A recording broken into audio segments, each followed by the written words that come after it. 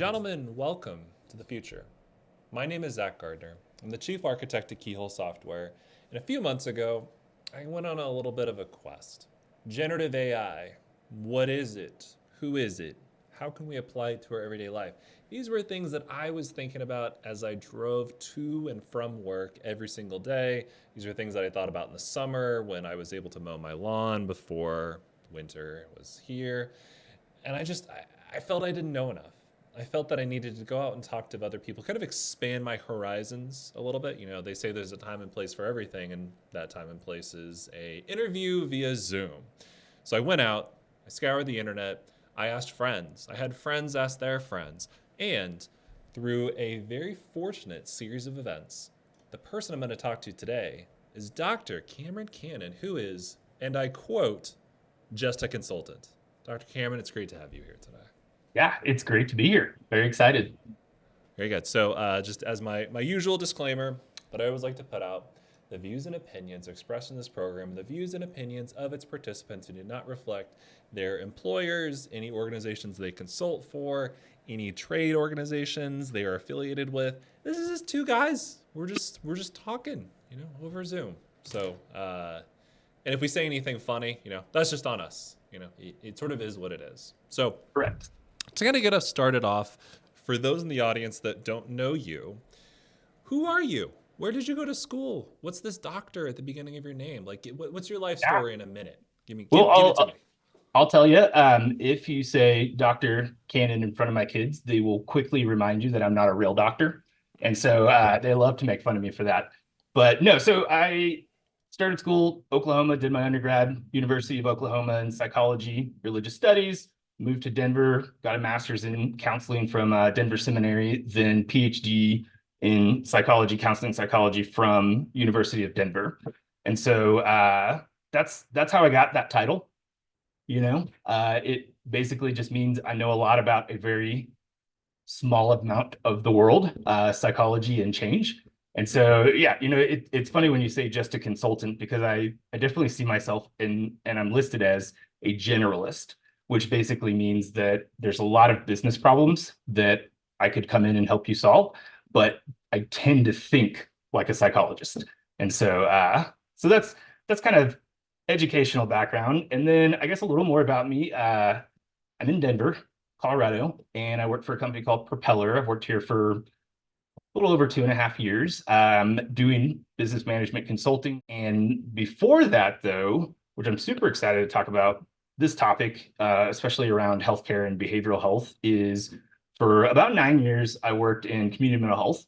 So started there as a pre-doc intern, did clinical work for a little while, psychotherapy outpatient, quality assurance, training and facilitation, and then did data analytics for a little while, did some crisis intervention work for a while, program management. So, I started realizing, in consulting, you kind of do something different all the time. And so it turned out to be a very good fit for me. But I have a breadth of experiences across both the clinical and administrative data and tech world. Very cool. Behavioral health, that's not a field that you go into if you want to do the same thing every single day. That's people Especially, are yeah, always different. Yeah. absolutely. Yeah. In my personal professional life, I have found ChatGPT to be the most helpful. And I probably use that at least every day, multiple times a day. And so the I found a big difference too between like 3.5 and 4. And so I'm very happy to pay the $20 a month and be able to have that advanced level. I mean, I use it from everything. Like earlier, yesterday afternoon, I was trying to think about, should I get a new CPU for my computer or should I wait? And what's the coolest thing right now is going to help me with the things I like to do, video game, all these things. And so I just threw that question into ChatGPT and started kind of having this conversation and saying, well, what are people saying about this thing? Send me some links, that kind of stuff. And so it's very useful in that personal world. And then I think in professional world, hugely beneficial for brainstorming, ideation, figuring out like, hey, write me 5 versions of this thing that I want to make sure sounds perfect. And then I can pick which versions I like best and kind of tweak it. And so I use it almost like I've told you before, it's almost like having, like in the past, I worked with students a lot, and it's like having that, you know, postdoc or pre-doc students who they're at the end of their training, so they know a ton of stuff about one or two things, and asking them for help with something. And so, it's not always perfect. Sometimes they need to figure out how to summarize things better, or go to the right sources, or they kind of forgot about this other piece that's important. But in general, it saves me a chunk of time. So Mm-hmm. Mm-hmm. yeah, No, so those are the big things. I don't know, like other things you're hearing about. Like I'm always curious what's working, what's not. it it's really interesting too. I too use it maybe about once a day. I sort of lovingly joke that like to my wife like I am her chat GPT because she'll use our text based interface, our iMessages, and she'll just ask me Yeah. like questions and stuff Oh, and be like, absolutely. Yeah. oh, it's like yeah, like I know that, but it's having a conversation with someone. Although I would say that I hopefully am a little bit more friendly. I found that a lot of people are really polite to chat GPT. I don't know if it's maybe because we're, like we're from the Midwest, we have kind Oh, of a yeah. disposition towards being nice to people. There was even someone that I was talking to with on this video cast maybe last week, and I didn't get a chance to bring it up, but like I don't know if you're familiar with the work of Immanuel Kant in terms of the critique Yeah. of pure reason, where even though this wow, I didn't realize we were going to go down this rabbit hole. I'm Um, liking it already. Liking it already. even though animals are not moral agents, doing harm to them is not necessarily if you were to take the oh god what is it if you were to take it to its logical extreme and say this is you shouldn't harm another person because if you harm another person that Yep. doesn't work out from a universal perspective because you are also going to get harmed, but Yep. it's something that you can't do. Animals not being moral agents, it's not uh, in Kant's view, it's not necessarily that it's bad to do it, but it's a sign usually that if you're torturing animals, if you're being bad towards them, that maybe that's like a leading indicator that you have maybe some like mental faculties that aren't quite right. So I think Yeah. maybe like A our cruelty. yeah our being nice and being very approachable, being very easygoing with Chat GPT may be an indicator that if people are really mean to it, if you're really mean to this computer system that's just there to help you, like you might have a bolt or two loose I with mean, that. you're onto a few things there.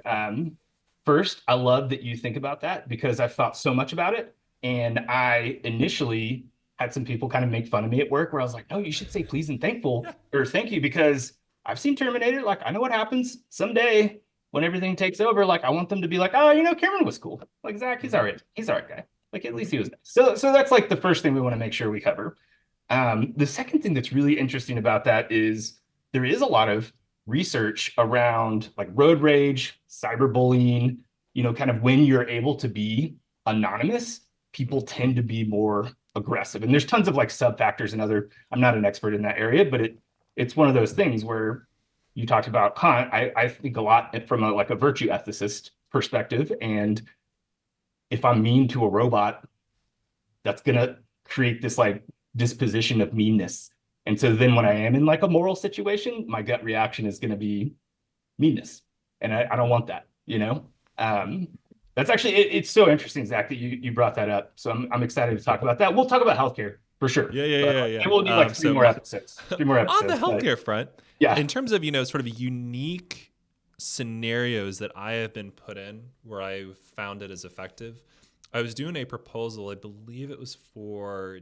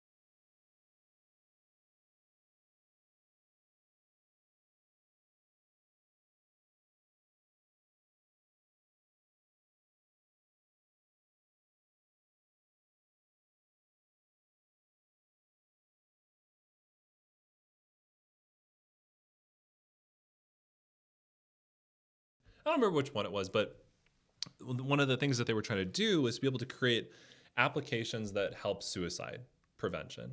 And I mean, in our military, I've always heard that people that join the military have a higher percentage, like a higher chance of committing suicide, especially after they get discharged, than the general population. But I wasn't able to find anything that clearly stated that, like side by side in like two sentences.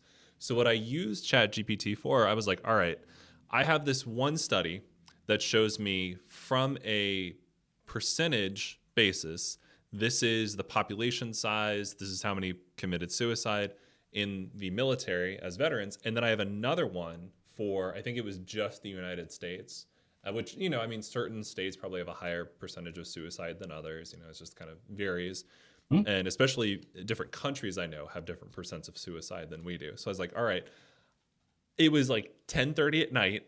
I had a long day. I had to get this proposal out. But I was like, all right, given these two facts, what is the percentage increase that someone has being a veteran to commit suicide than someone in the general population? Because just like I kept writing it down.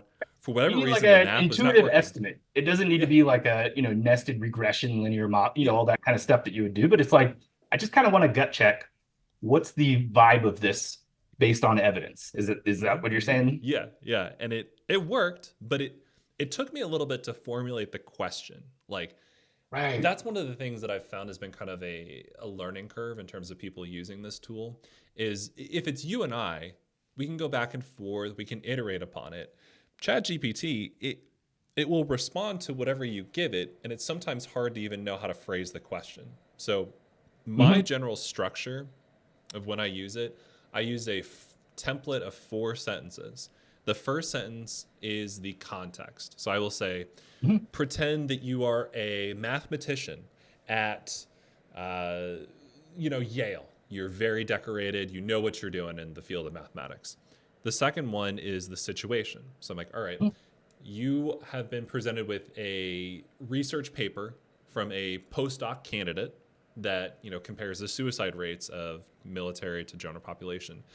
The third is the question. I'm like, all right, given this data, what percentage increase is there in suicide rates? And then the fourth one is actually kind of a really fun one is, do you have any questions for me before you answer that question? Yeah. So I'm I've curious used like that what and it your is really template fun. is.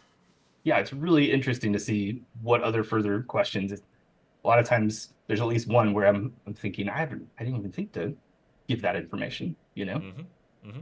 Yeah, so I'm curious if you have like a template that you normally use when you're using it, or it's just kind of, you just kind of feel it out. It it depends on what I'm using it for. So right now, as a consultant, I'm working with a big, giant retail company, and retail is not my degree.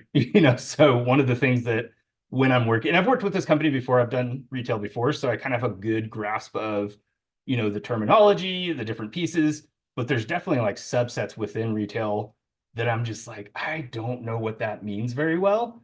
And I could go Google it, or I could look around, or I have coworkers that are much more experienced. I can connect with them, or I can spend 30 seconds with a chatbot that I've already pre-set up to be a super retail expert. So I don't know if you've used the where you can have like multiple GPTs, and Mm-hmm. so that's one example of that.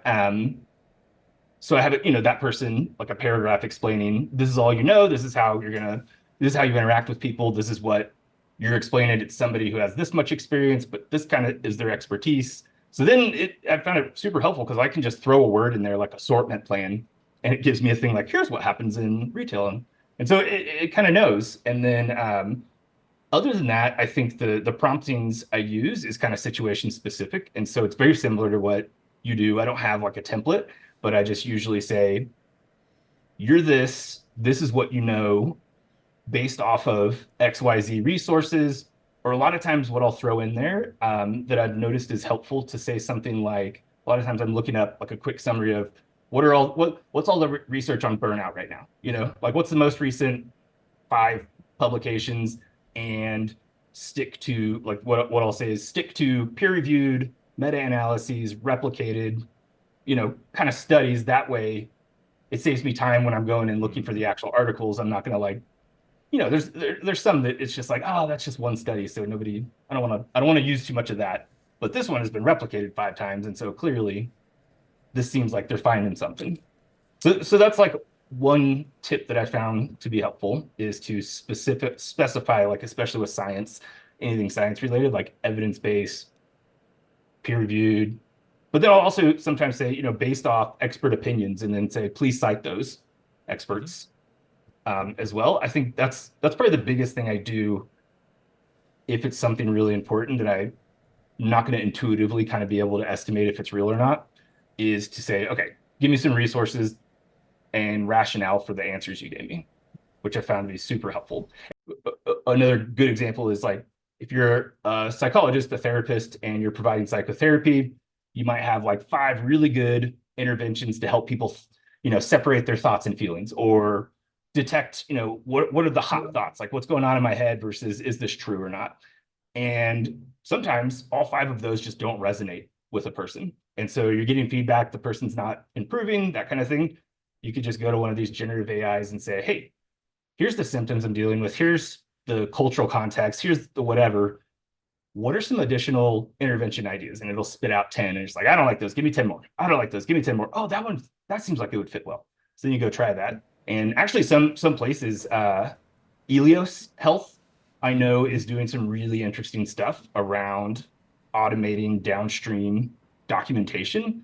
Um, I remember back, I mean, it was like 2018, 2017. I went to a conference, like a workshop on AI and theology. And there was a person, yeah, that's what I was about to go spin off on when we were talking about Kant for a second there, but maybe another day. But they were talking about how these surgeons have all these microphones in a room and they start saying things like, ooh, it looks like this. I'm probably going to want to get an MRI and have this test done, make sure lipid, I don't know. Again, not a real doctor, so I don't know what they do. But then all of a sudden those microphones pick up on it, pre-populate the order. So then the surgeon just goes and looks at it, checks over it.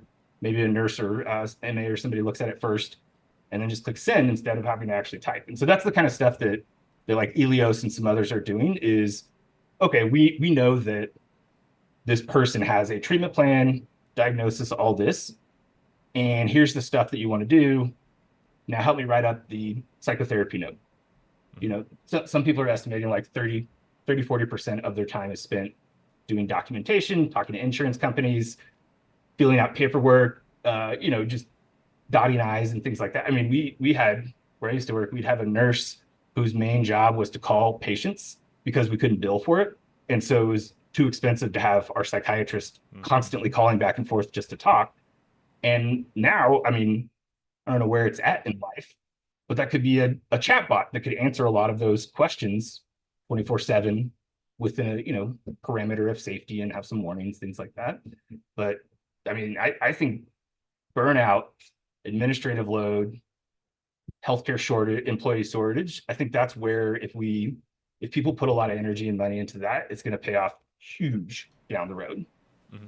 Yeah, in terms of like really good use cases for generative AI in the healthcare space, ambient documentation, like you mentioned, just comes up in every single conversation I'm Yeah, having on this huge. topic. It's Like huge. everyone thinks that PJ time, it's non-trivial. These MDs went to school for, however many years, spent however many hundreds of thousands of dollars, and we just have them like filling out paperwork. Like Data entry. They're it's doing not an data effective entry. use of anyone's time. Right. Yeah, that's Yeah. it. I mean, this is one of those things like, who knows what's going to happen, but I'm very excited. I think, as you said before, like some of the worries, one of the big ones for me is back to kind of suicide prevention. And one of the things we were always, when I worked in quality assurance and kind of administrative and data, it's always like, okay, people love decision trees, right? Because a lot of times they're helpful because they get you out of your biases and it helps you think and it kind of prevents you from having like, oh, well, this person reminds me of my mom. So I'm mad at, like whatever. And it kind of helps with that. The downside to those is then we kind of get cognitive laziness. And I think that's where I get nervous about this. I've even noticed myself at times where working in the world I work, a lot of information is confidential. So I can't just throw it into chat GPT. And like sometimes I'm like, it'd be so much easier if I could just take these 3 paragraphs of notes that I wrote and just like dump it in there, have it organize it for me. But I actually have to do that. And so that starts to kind of breed this like laziness, in my thinking, which could be reframed as efficiency. But where that starts to get dangerous is over reliance. So if somebody's over relying on an algorithm to predict suicide risk, maybe they're missing a cultural piece or they're missing some nuance. The story I used to often tell is I had a kid I was working with who was kind of unexpectedly suicidal and or not suicidal, unexpectedly very aggressive and had to be hospitalized. And it was one of those, when I got the call, it kind of blew my mind because I'd worked with him for a while and just not the type. Turns out after, a few more weeks of kind of talking through it, he had gotten a concussion the day before or that day and like got knocked out and like Yep. probably had some stuff going on in his brain that I didn't even think to check about until a few weeks later when we were just kind of discussing it. And so, like, if I was just relying on my own algorithm, I didn't have the note there, always check for brain injury. Now I do for that algorithm. But it's one of those things where it's like, thankfully, I was discussing something and it popped into my head like, oh, yeah, these kinds of things can happen. And that's that nuance that Hmm. I don't want people to lose. Like if I was leading an organization, I wouldn't want to lose nuanced diagnosis, nuanced treatment, nuanced outcome tracking and prediction. Instead of thinking like, oh, well, everybody falls under the normal curve for 80 whatever percent. So we just do whatever the algorithm says. It's like, well, what about those people in the bottom two or the top two? Hmm. We just don't care about them. Like, no, that's where there's a lot of other strategies like feedback informed outcome monitoring, all this kind of stuff. Like, you don't go to the doctor just to say, hey, I feel like my blood pressure is getting better. No, you got to measure it. Hmm. So, Hmm. anyways, I've said so much, And I and could have talk so about many this stuff notes. for hours. Could talk about it for hours. I do have like another 5 or 10 minutes, but then I got to hop. Okay. Okay. Okay. So Well, when I'm out in Denver a couple weeks, let's definitely chat about the categorical imperative because I don't yeah, have many people to talk with. No, I mean it's interesting you said medical studies. One of the KC AI Club meetings that I went to, I think it was last week, there was a family medicine doctor with KU Med that was talking about like a really good use case that he has found is being able to sort of create meta analyses to where he will plug in multiple different studies and just kind of have it like hooked up to this fire hose and yeah, then being like, all right, now I want you to summarize all of these things for me, give me the insights out of them. And it's something that otherwise would take him, hours and hours oh and yeah, hours or farming that to someone else. So it's just time saving always seems to be something that's constantly on the minds of, directors or anyone using this. One person did bring up, and the nuance comment that you made actually made me think of this. Someone was like, all right, we're all dancing around this issue. What if we could just sequence everyone's DNA? Wouldn't we be able to then just get around all these issues, be able to predict everything? And then they were like, no, because of things like you mentioned, like concussions. yeah. That's not going to show up in your ACTGs. Like Yeah, this is and not there. even genes. I don't know how much you know about this. I am not an expert, but it's G plus E. Like your genes are expressed differently. Mm-hmm. Tons of twin studies have shown some people go on to develop things and others don't. Very similar, exact genetics. I even remember reading about like there's some newer research that like traumatic stress response Mm.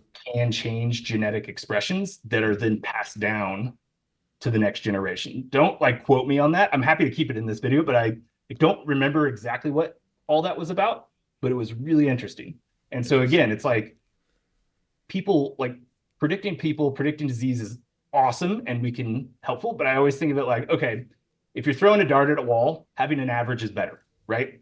Mm-hmm. You have a central limit, like a good chunk of people are going to fall there. But what's better than that is like a regression line. And what's better than that is a machine learning algorithm, and like you keep Yeah, going, yeah, yeah. we're not going to get to this like one-to-one perfect prediction because there's too many variables and those variables interacting. I mean, hypothetically, maybe you could if the computer's fast enough and strong enough, but I don't think that is possible. I think Agreed. yeah, it's like Agreed. Hitchhiker's Guide to the Galaxy 42. Like it's, yeah, Man, a Douglas Adam reference to close us out. So, all right. There So, we if, go. if anyone wants to know more about you, more about your work, any closing thoughts or anything, kind of Yeah. bring it home, Dr. Cannon, bring it home. Absolutely. If you can't tell, I'm a huge nerd and love talking about this stuff and interacting with others that are interested in this world. So the best place to find me is on LinkedIn. I actually don't use any other social media, and so that's where you're going to find me if you want to find me. You also can check out www.propeller.com, and so that's the organization I work for. I just put a blog out recently with a buddy of mine on burnout and healthcare and kind of discussing a specific model and some strategies with that. But in general, tell people, I mean, hey, reach out to me. I'd love to connect. Be great. Absolutely. And you are very approachable and a very nice person, as far as I can tell. And Likewise. you're not a cyborg or a hologram. At least I don't Yeah, think so. jury's out. You never know. You know, We'll see.